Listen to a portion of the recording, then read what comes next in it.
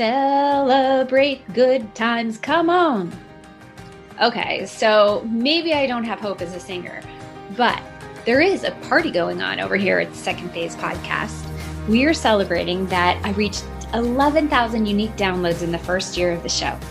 Our 1-year anniversary is January 6th, and the 100th episode is just around the corner and will air on my birthday, January 21st. I love my birthday, and I celebrate it all month. It's a big deal to me, and I want to bring you along for the celebration and give you an opportunity to win a gift from me. So, join the giveaway today. I am giving one lucky winner a brand assessment coaching session with me to start 2021 off with clarity and confidence with your brand messaging to attract more clients for more profits and to create a bigger impact on the world. To serve the people that you're called to serve in a big way. To enter, all you have to do is leave a rating and review on the show. Screenshot the review and share it in your Instagram or Facebook stories. Be sure to tag me to be entered. Just tag @TheRobinGraham. You can enter today, January 4th through January 8th. The winner will be announced in the Female Entrepreneur Insider Facebook group on January 11th during the Attract More Clients Accelerator workshop, which is only a week away. For a bonus entry, invite a friend to join the Female Entrepreneur Insider Facebook group for the Attract More Clients Accelerator Masterclass, happening January 11th to the 13th. Mark your calendars today. You've heard me talk about the workshop in previous episodes, but here's the nuts and bolts of it. In the workshop, we will create a roadmap for brand success, starting with an inventory of your brand messaging online, walking through how to go from crickets to traction to kickstart your brand and business and go from stuck to unstoppable in 2021. I absolutely love surprises and gifts and can't wait to see who wins the giveaway. And I can't wait to work with that person. But more importantly, I can't wait to see how your brands blossom after the masterclass. Thank you all for being here, and I can't wait to see the reviews and the ratings and see who wins. Hello, friends. Welcome to the Second Phase podcast.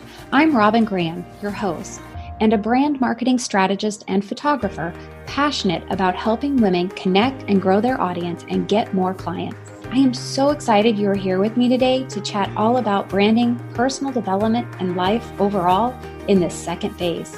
What is the second phase? The second phase for me was a change in careers and learning how to navigate a new world and build the business from the ground up, when I was actually terrified to put myself out into the world as something new. For some, the second phase is a significant lifestyle change, a traumatic loss, a move, an illness. It could be any number of things. No matter the definition of your second phase, we are here together to learn about creating a brand that stands out and makes an impact, and grow as our authentic selves and follow our callings, our passions, our visions, and our values. Now grab your cup of coffee or the dog's leash, and let's dive into a new episode. Hello, everyone. Welcome back to another episode of the Second Phase podcast. I believe we are on episode number 96 today, which blows my mind. It's a very special guest today. Charlie Grosso is a photographer, actually. She was an advertising photographer, journalist, and had some really great experiences and identified a need that there needed to be an increase in digital literacy in refugee populations. And she set out with her curiosity, and she has built a nonprofit that is making great strides in helping and educating refugee populations and communities to be able to use digital services, digital products, digital skills to create better lives. Her journey has been incredible, but I think you're going to find this interview really enlightening. And at the end of the day, we'll be talking about, how to push fear aside from thinking that if we're in a place of security, we have to stay there, and that the journey we're on is our forever journey. I've been talking a lot about this, about, job security, about finding your second phase and pivoting and all of these things in recent episodes. And I think this one really kind of solidifies all those concepts that I've been talking about. But we're going to really dive into how we can take our unique skill sets and that they will lead us to success. And maybe not on the journey that we thought we were going to be on forever. And that is okay. It's actually a blessing to be able to take a deep dive into, curiosity and our values and our visions and our passions and create something new and move forward and away from those things that were maybe holding us back, weren't as meaningful, weren't fulfilling, and weren't having the impact that we're actually called to have. So I hope you enjoy the episode. Charlie has a really just relaxing, smooth voice. I think you're going to feel like you're just sitting having coffee with her. So thanks for being here today. If you enjoy the episode, I would be forever grateful if you would head on over to iTunes and leave a rating and review. That will help us get this episode out into more hands, ears, eyes to learn more about Charlie's nonprofit and help the future and build communities around the world. So thanks for being here. Charlie Grosso, welcome to the Second Phase podcast. Thank you for having me, Robin. It's a pleasure to be here.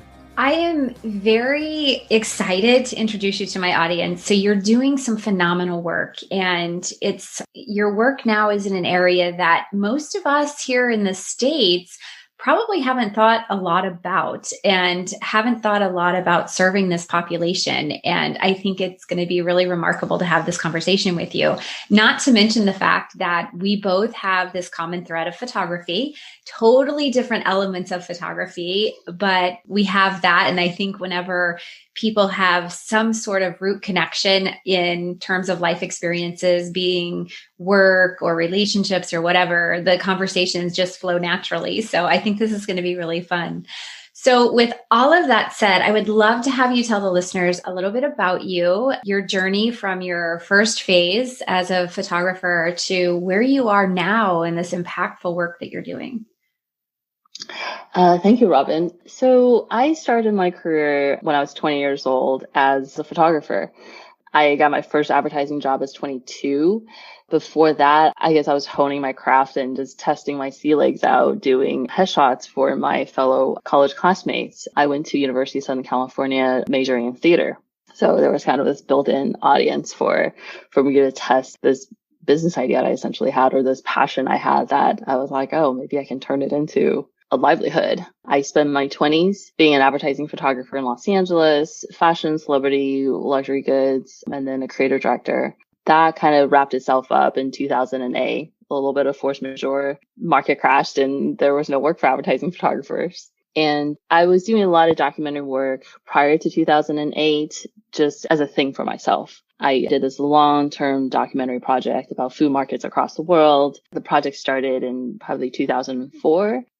Like a minute before the omnivore dilemma kind of came out and before we kind of talked about food as a national conversation, right? And you've only seen that trend go upwards, if you will. Mm-hmm. And so I did that market project, that long-term documentary photography project for probably 14 years. I covered 42 countries and 120 cities. That was meant to be a book. So that work carried me through post 2008. So 2008 market crashes. I was out of work as an advertising photographer and the creative director. And I just kind of picked that up full time. And then I moved to New York City, started a contemporary art gallery with a friend. We had the contemporary art gallery for about 5 years. So I got a view of the art world, because I think the question at the time was, now that I'm done with the quote unquote commercial aspect of photography, what does the fine art component of it look like? Right. That's a transition or a field in which a lot of very established contemporary photographers try to transition into. Mm-hmm, mm-hmm. So once we're done with the art gallery in 2015, I was looking around to see what I wanted to do next. And instead of putting out a framework of oh, I want to be an interior designer or I want to write a cookbook, I ended up setting out a list of criteria of things that the next phase, if you will, as you do, mm-hmm. needed to involve. I wanted to work internationally. I wanted to use my various diverse set of skills now I've honed for the last 15 years. I wanted to be of positive impact. And I was really interested in how can I help other people tell their stories. There's a view that I feel. So in journalism, we always say that we're, bearing witness, right? We're bearing witness to X, Y, and Z, which I think is super important. And that we want to amplify untold voices, which I think is super important. But I wonder if that doesn't go far enough, right?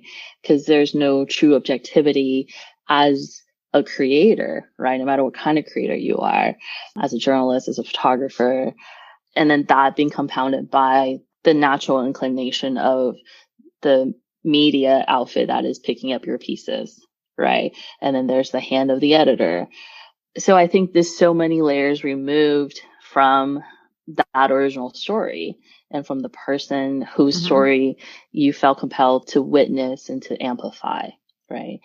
And I also wondered if that sense of empowerment that is supposed to come from the witnessing and the amplification is just so reduced, if you will, because again, it's so deeply mediated, right? So then the question becomes, how can we kind of eliminate some of the levels in between and really return that power to the original story owner? I love that. A couple of weeks ago, I had Yvette Walker on, and she's a former journalist, and she went into the details of this because we talked a little bit about journalism ethics, and we talked about the bias and how, you as a journalist can create a story, but that doesn't mean it's going to be told by the host of a show or the news anchor the way that you saw the story as the journalist and the way that the story was told to you or shared with you.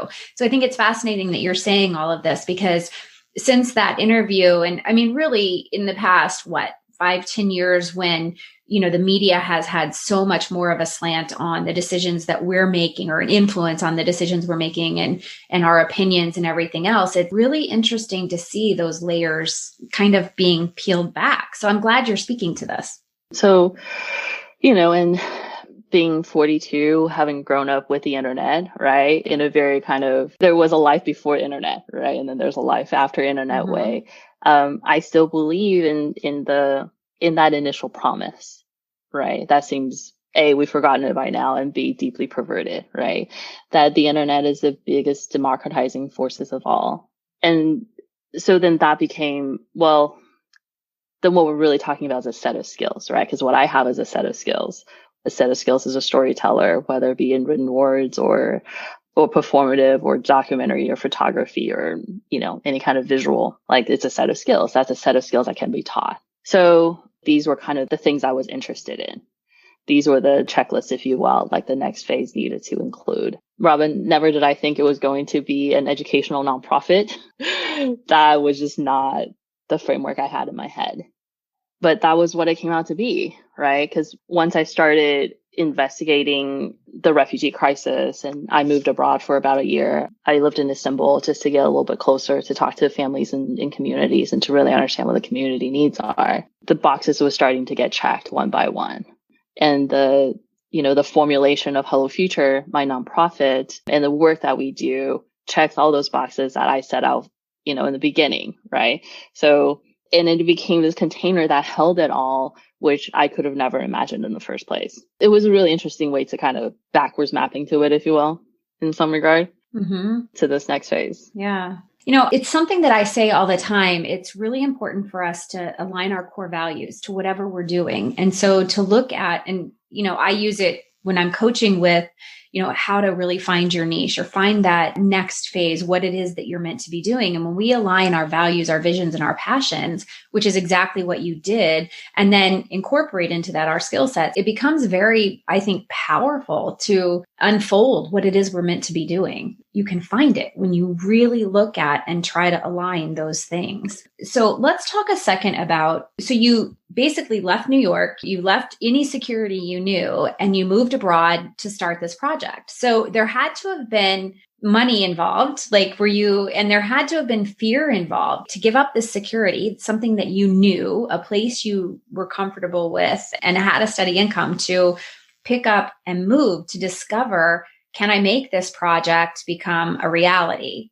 And then how did you, first of all, overcome that fear? But second of all, what about money? Like, how did you make this so that it could become a business for you? Yes, it's a nonprofit, but how does it become a livelihood for you?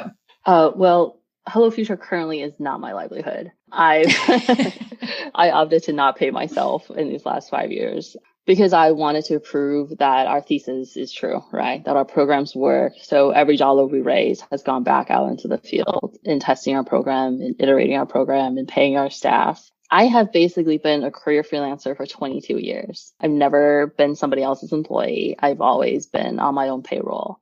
I think the fear and uncertainty, I wrote it out in the first 10 years, if you will, and got used to it, got used to the good times are good and the bad times are bad, right? And you kind of plan for those outcomes. I think the easiest answer is that like find a job of adjacency, right? Find some way in which you can revenue generate, even if it's not in that direct thing that you want to do, but in adjacent to, right? So I still have a little photography business on the side that I do that, covers my bills. I also don't live an extravagant lifestyle, Which I think is so in alignment with the work you're doing. So let's talk a little bit about Hello Future, because I think it's really important for the listeners to understand exactly what it is you're doing for this for the refugee population. And I want to know too, as you start to talk about what you're doing, I want to know how you discovered that this population was the population you wanted to work with. So I was really fascinated with the Arab Spring 10 years ago. And when the protests erupted in Tahrir Square in Egypt, I was riveted. I couldn't take my eyes off of the thing. And I had been in Egypt a month prior. And when I saw the news break on CNN, my first instinct was I wanted to be back there. I wanted to cover it as a foreign correspondent. I was 32 at the time. I did not work for a major media. I was like, well, I have enough skills. I can probably get a job as a stringer if I wanted to. And I was like, yeah, but I'm 32. Getting paid $250 a week doesn't sound like a great idea. And I'm 32 and I no longer think getting shot at is a good idea. I think it would have been different if I was 25, right? Or 22, where you're just young enough to believe that you're indestructible. Right. So I sat that out. I was like, well, I think my foreign correspondence window might have passed me. Then I was deeply fascinated with the Middle East and I've been in and out of there at various times as I was working on my food market project. So then when 2015 came and we wrapped up the art gallery, the Syrian refugee crisis was kind of hitting this really high crescendo. So I was like, well, let's go check it out. The instinct was to get closer, to understand it better. And I really wanted to kind of immerse myself in it in whatever way that was kind of feasible. So Istanbul seemed like a good place to become home base. I have friends out there, so I moved out there. And then I started just to speak with, people in the community, right? A common fact not a lot of people are aware of is that 60% of refugees live in communities and only 40% live in refugee camps.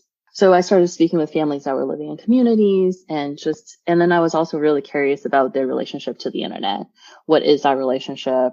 Do they have a mobile phone? If so, what do they do with it? Because I was seeing reports where the UN estimated that they pay upwards of 20% of their limited income on connectivity, and also reported that said that, they left with nothing but the clothes on their back and the phone in their pockets, right? So all of the indicator told me that it was important to them. So the question is like, what did you do with it? So every household had at least one mobile, whether it's a smartphone or like a basic dial-up phone.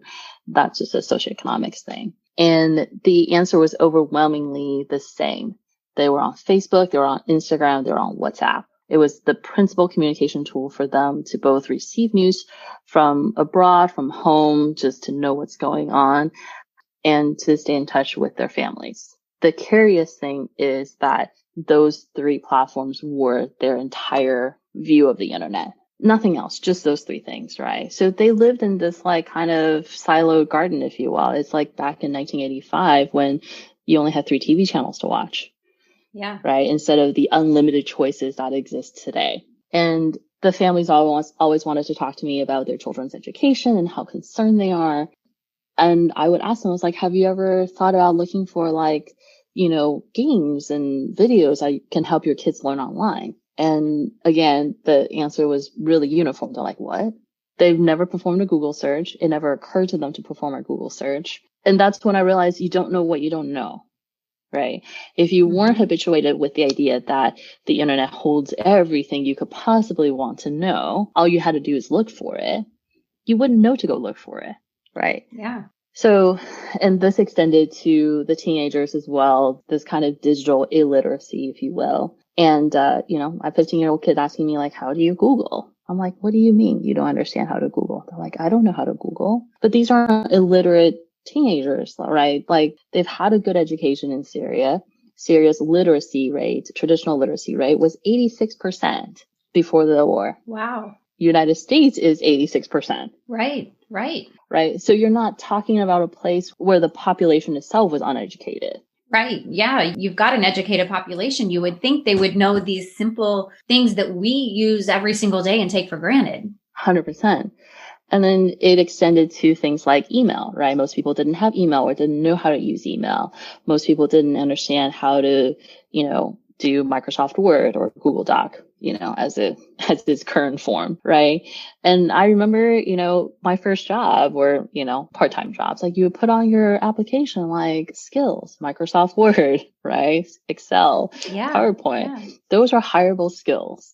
And they still are. They're the difference between, entry-level office work and inconsistent manual labor, right? So it's just a lot of these basic digital skills that we take for granted that they did not know. And then they most certainly did not have the digital literacy, the ability to find, share, and create content online that we presume. But, not only is having the skill and not having the skill the difference between different kinds of livelihood one can make for herself, but there's also a lot of protection issues, right? In the US, we talk about all the fake news, right? All the misinformation that is floating around, whether it be about election, whether it be about vaccine, whether it be about COVID. The risk for those things only multiplies for vulnerable populations such as the refugees, right? Mm-hmm. So once I kind of made this discovery of the need for digital literacy and the lack thereof, again, I was like, oh, well, that's a skill I can teach. So that was how Hello Future was founded. It was founded on discovering this particular niche of needs. And then we decided to work with teenagers because they're the easiest vector for scale. They can teach up to their parents. They can teach down to their siblings. And also, surprisingly, there's the least amount of programs available for them as for whatever reason, right? The bigger outfits, the UNICEFs and the Save the Children, they tend to program for K through 4. And then different agency steps in once they're 18 plus to do some version of livelihood training. But the teenagers, 14 through 18, they're very much so kind of just don't have a lot of options in terms of additional formal or informal educational opportunities. But the girls are very much so at risk to early marriage, and the boys are at risk for radicalization. So that's how the work kind of formed itself, both from the things we wanted to teach to the age group that we wanted to teach it to. And then we piloted in 2017. I came home from Istanbul at the end of 2016, did my 501c3 and raised a little bit of money and went back out in 2017 and created our first pilot in a refugee camp in Iraqi Kurdistan. And 2018 was spent in iteration and raising more money. And then we've been in the field consistently since 2019. So do you have volunteers in the field working for you? And are they teaching in the classroom, or do you have paid employees that are meeting with individuals and communities? How is the program structured? So our program is structured to be in-person programs. Pre-COVID was a classroom of 25 led by a lead instructor and 3 or 4 teaching assistants. These are all paid positions. Having essentially been a freelancer my entire career, I believe in paying people for their labor and for their work. Mm-hmm. And I believe that it gives us as a measure of accountability, right? Yes, that accountability is key. And given that I wasn't going to live in Kurdistan full time to oversee the program, I wasn't going to move there, right? I needed to make sure that there was both accountability and responsibility between me and my staff. So we teach in person. The students who enter our digital literacy course gets a mobile phone when they come into the class. So like $125 worth of phone, basically. Nothing fancy, right? Nobody's getting a new iPhone. Mm-hmm. And all the teaching is kind of predicated around like that particular tool, right? So instead of a laptop or an iPad or mobile phone is the device. And when they meet all the graduation metrics, they get to keep that mobile phone. So we add an asset to the family. So for that reason, we attract a lot of girl students because, girls are always in line for resources, right? Mm-hmm. That's just the culture and that's just where we are. So we attract a lot of girl students. I would say our program is somewhere between 75 to 85% girls. We have 100% retention rate. And this is interesting because this is a population where girls have not traditionally had opportunity. So are the girls seeing this as an opportunity and a way to enhance their future? Like, is that why they're coming in, or are their parents saying, get in there and get this and help us all get out? What are the dynamics there? Because it's such it's for so many years, women's voices in those countries have been stifled. I think it's a little bit of, A and a little bit of B. I think the carrot is the device, right? I think in the beginning days, in like 2017, 2019, they weren't really sure like what we're trying to teach them.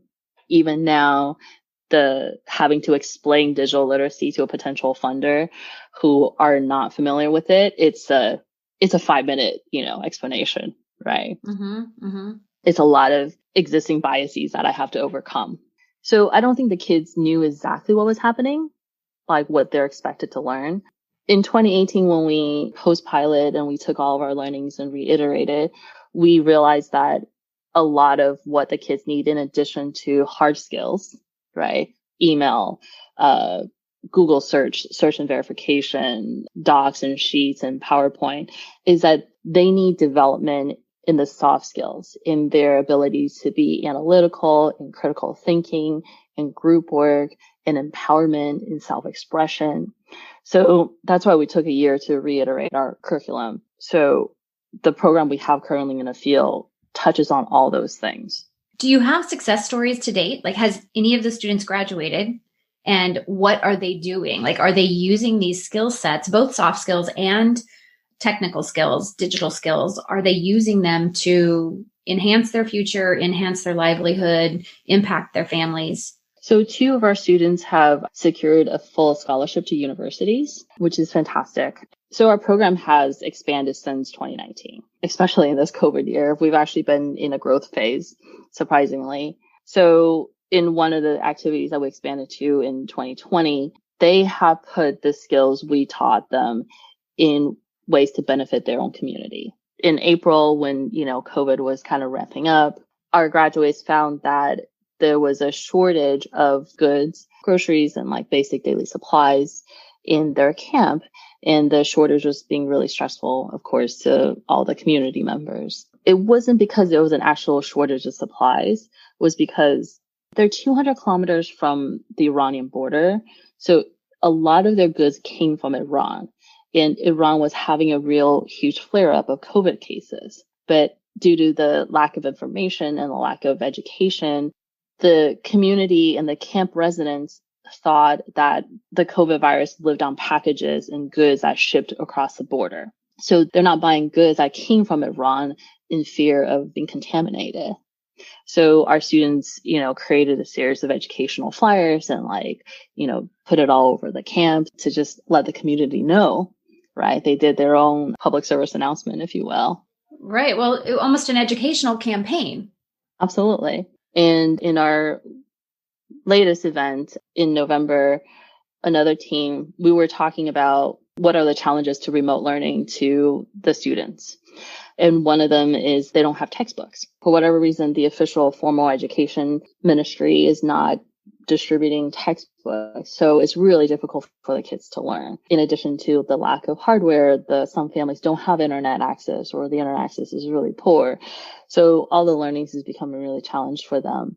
And these girls, Layla and Nada and a few others, thought that they should just go collect used textbooks from the kids that have already completed those grades, scan them, and then put them up on Google Drive for all the kids to share.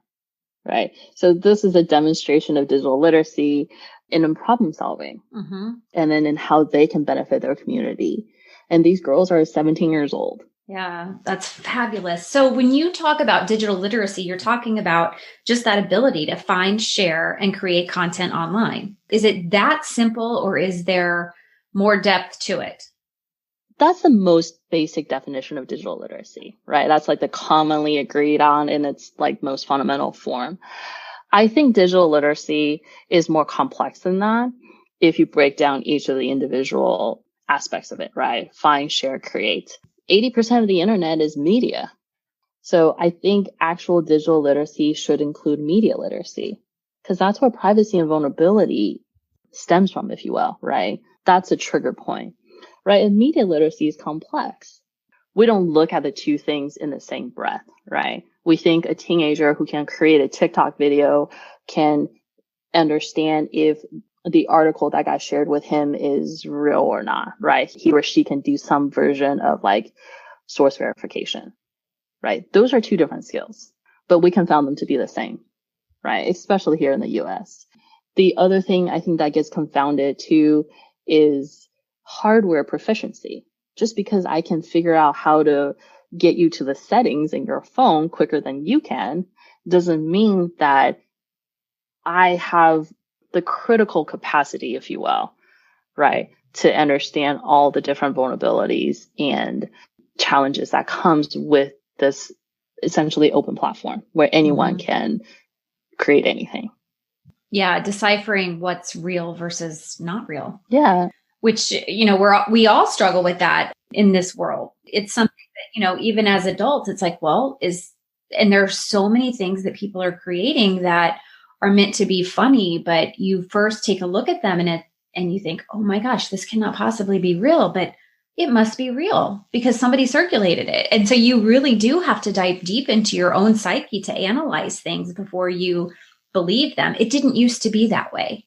You took what was in print for absolutely truth and fact, and now we can't do that. So I can see where this would be an even greater challenge for someone who hasn't grown up with these tools and having to decipher these things on a regular basis. Okay, so let's change gears for just a couple seconds. So, okay, let's face it, 2020 has been, this unprecedented year. And I'm so glad that we're almost to 2021 and we can quit talking about 2020 because I think that, yes, there have been bad things, there have been struggles, there have been obstacles, but at the end all be all, there have been a lot of blessings too. And, there are a lot of people out there doing incredible work, just like you're doing. If someone, say in 2020 lost their job or in 2020 realized, you know what, I'm living a life that I am not fulfilled in and I don't want to stay in this. I want to do something different. I want to do something meaningful. I want to have an impact.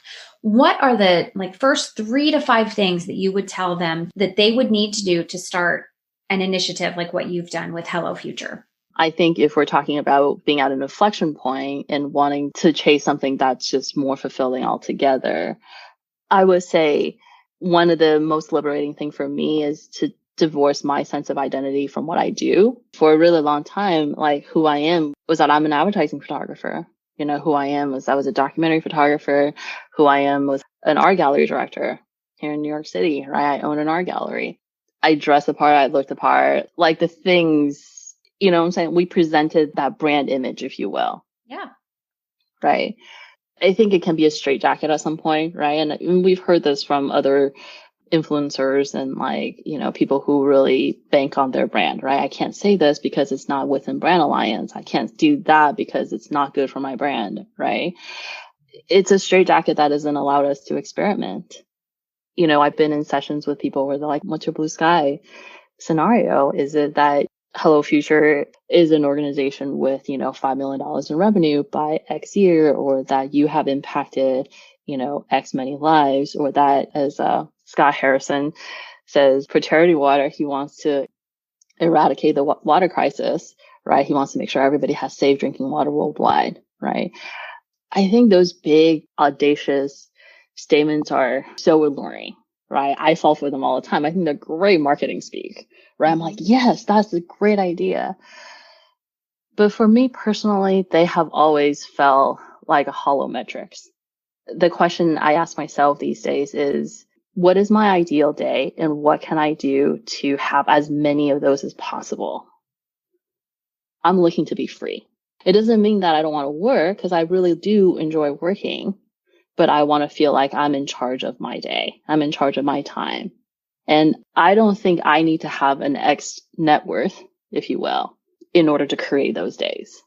I don't think my organization need to be at an X size judged by revenue and donations in order to create those days.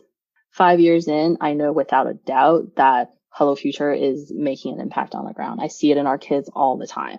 The girls are more confident. They're more empowered. They feel like they can go for things that they want. And we're teaching them actual skills that they need in order to achieve those dreams, right? Not just like a feel good empowerment overallness, right? It's underwritten by a lot of hard skills. Mm-hmm. And that's really cool, right?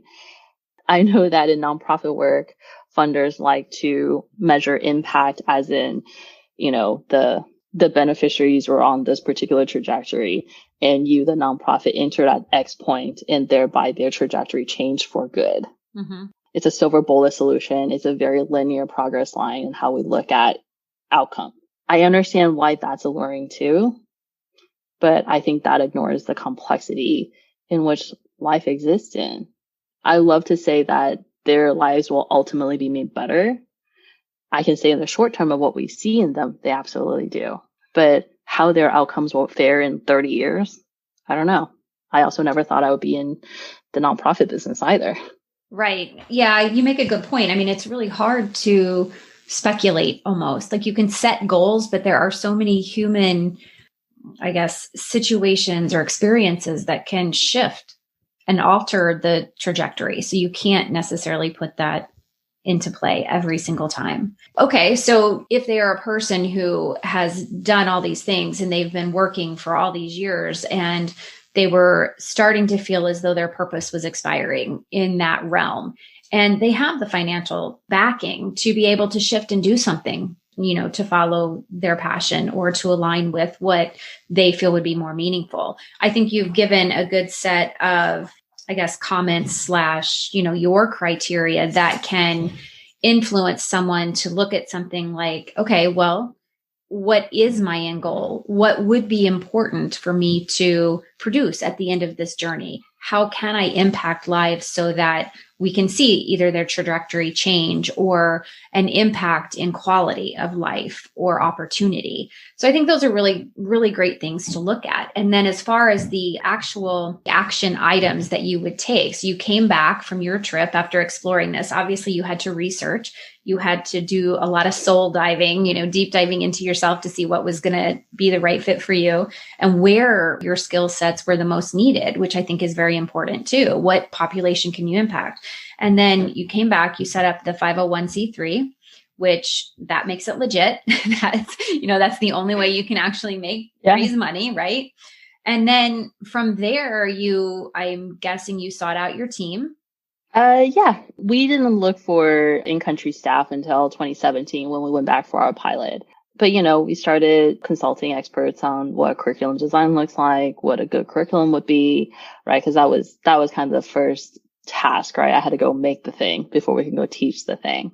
I think for listeners who are struggling to figure out what their next phase is, I think the question to ask yourself is like, what am I curious about, right? Can I set up that next phase so that not only am I doing good, but I'm learning something too? I don't think we put this idea of learning as front and center as perhaps we should in our search for that second phase, right? I think, again, it can be underwritten by a lot of hollow metrics. I want to be an influencer. I want to have X many followers. I want to make X million dollars, right?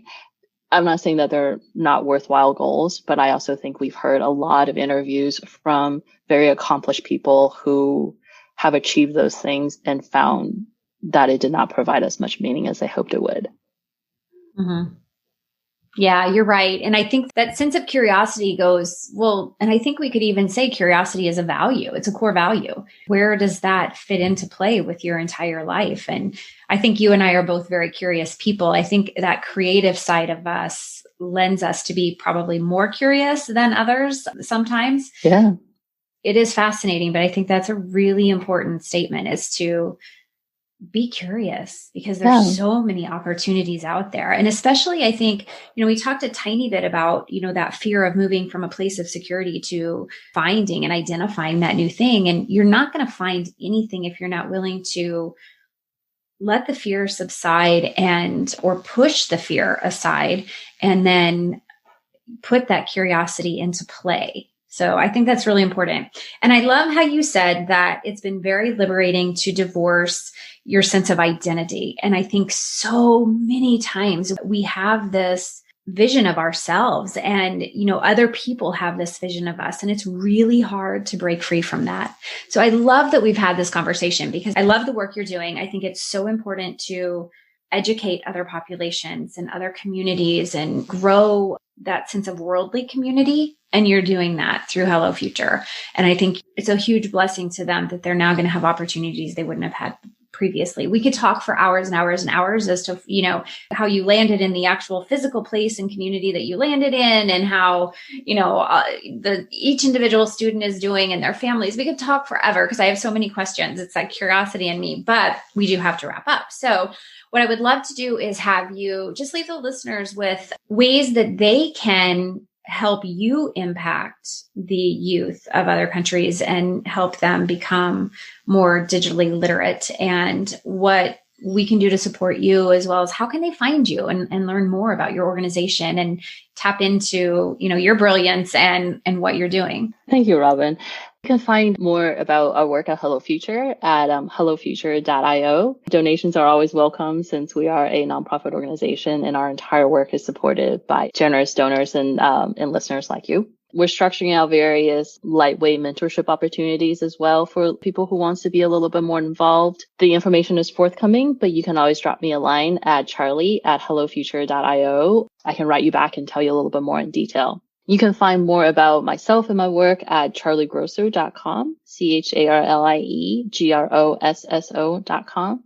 And I'm launching an experiment in January, most likely. It's called High Love, and it's a platonic love letter.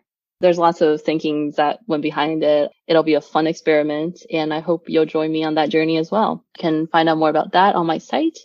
And yeah. Excellent. I am really excited about your project with the platonic love. I was reading about that. I think it's such a cool idea. Such a cool idea. Okay. So one last question, and this is going to be kind of a whammy, but first of all, is there a language barrier? Like if people want to mentor, like when you said, you're going to do those soft mentorship opportunities, is there a language barrier? Do people need to fear that? Or is it something that is already accommodated for? We accommodate for that with translators. So perfect. There's always translators involved. So you do not need to speak Arabic or Kurdish in order to participate. Okay, awesome. And why should the listeners support you over another organization? There's lots of people doing lots of great work. I think what COVID has done is shown us without a doubt, if you were ever in doubt before, that we're all connected. Our fortunes are deeply tied to each other's, even to those who we never ever see and get to meet. I have not ever brought in someone to do mentorship for us in 2020 who were not profoundly excited and changed by their interaction with our students. And it really is great just to get to meet them and see them. And a lot of the judges have children, so they bring their children kind of into the fold here and there too. And it's a great opportunity for the mentors to expose their kids to a different reality, to grow that empathy muscle, right? To grow that curiosity muscle. Oh, I love it. And there's nothing better than learning about other cultures. Absolutely. Oh, thanks so much, Charlie. I really enjoyed our conversation. Thank you for being here. Thank you, Robin. Thank you so much for having me. I hope you enjoyed the show. Now, don't forget to join the giveaway. All you have to do is leave a rating and review. Screenshot the rating and review and put it in your Facebook and Instagram stories on either platform and tag me. If you want a bonus entry, invite another entrepreneur who is motivated and inspired to create a strong foundation for their brand and business to join the Attract More Clients Accelerator Masterclass happening January 11th to 13th in the Female Entrepreneur Insider Facebook group. If you've never left a rating and review before, here's how you do it. The link to leave a rating and review will be in the show notes if you need some help. You scroll all the way down past the episodes and then you click the star for the rating. Then you click Submit a Review. After clicking Submit a Review, you write your review. Then you hit Submit. And done. That's it. It's so easy. It's just sometimes hard to find where you leave the rating and review. But now you know. And that's a wrap, friends. Thank you so much for listening today. I am grateful to have you here with me. If you enjoyed this episode and found the information helpful, will you please take a moment to subscribe and leave a rating and review? That would mean the world to me. It will also help others find the podcast. I really look forward to getting to know my listeners. Will you please connect with me on Instagram? You can find me at The Robin Graham. You can also find me on Facebook and LinkedIn as Robin Graham. And I invite you to join my private Facebook group, The Brand Marketing Insider. Please spread the word about the Second Phase podcast. Until next time, remember to smile.